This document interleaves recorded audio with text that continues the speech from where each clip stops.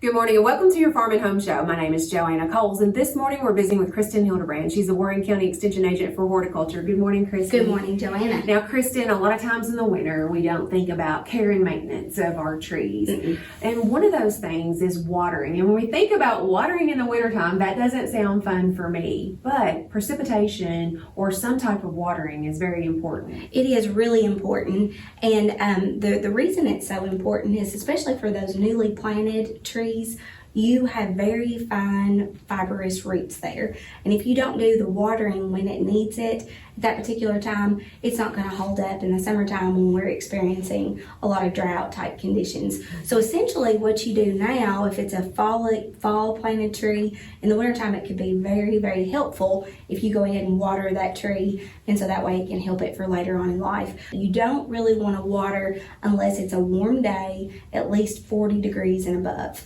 So you're good to go if it's below that.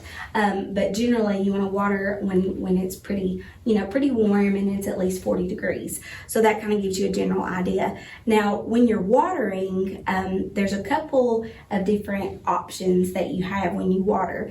And so it just kind of depends on essentially what you want to use. But one thing I do want to mention about the importance of it is that, a lot of times people will generalize, about watering for trees. And if you've got a newly planted tree, they say the 5+5 rule. So what that simply means is for 5 gallons plus for 5 gallons per inch of trunk diameter, that's what you want to apply for a newly installed tree.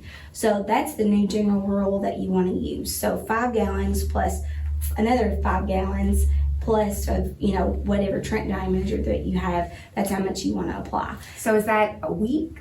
Or that's a week. Okay. Yeah. Now for established trees, it's only an inch of rainfall a week. Okay. So that's that rule is kind of changed.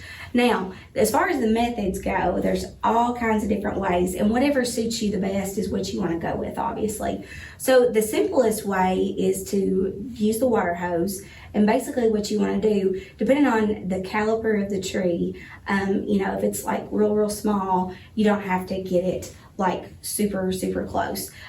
So what you would do is just drag your water hose to around the drip line of that particular tree, and then turn on your water hose when it's about 40 degrees, and then basically just put it on very, very slow, and then just let it kind of soak into that root system. A lot of times people kind of want to water it fast just to have it done and over with, but just give yourself plenty of time to water that tree if you're doing the water hose. Now, a lot of times people will use like maybe a soaker hose, or they might want to do a drip irrigation system.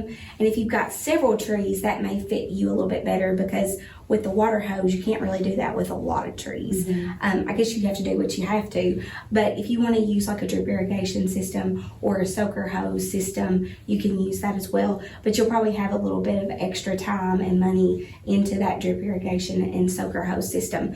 The thing about the soaker hose is sometimes whenever you have that system, it doesn't uniformly provide the water all, like if you've got it in a circle around the tree, it's not going to have it pretty uniform. And so that's one of the downsides with it. But again, you can probably put a timer system on that and then just walk away and not have to worry about it. Now, one of the other methods you can use is to use like a bucket type system, and we see that a lot of people like to use it. So what you do with it is that you just take a bucket and put like little 1/4-inch holes in the bottom of it and fill it up with water, and it's going to slowly trickle down into that root zone and take it up.